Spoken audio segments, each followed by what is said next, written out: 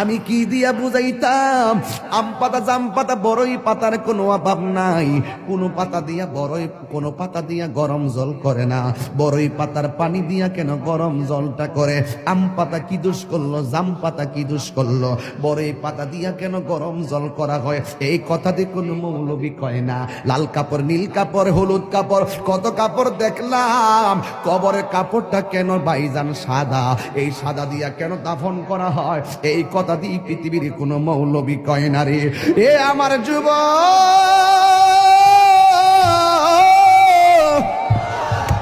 কি দিয়া বুঝাবো কবরটা কেমন ডেঞ্জারাস? কি দিয়া বুঝাবো মরণটা কত কঠিন?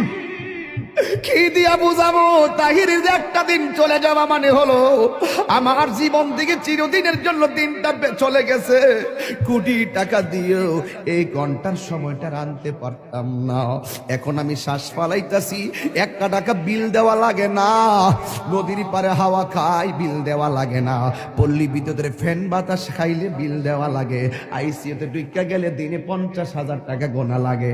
আমার আল্লাহ যে কত নিয়ামতের বাতাস আমরা ঢুকাইতাছে, বাইরে কইরাইতাছে, 1 টাকা বিল নেই না।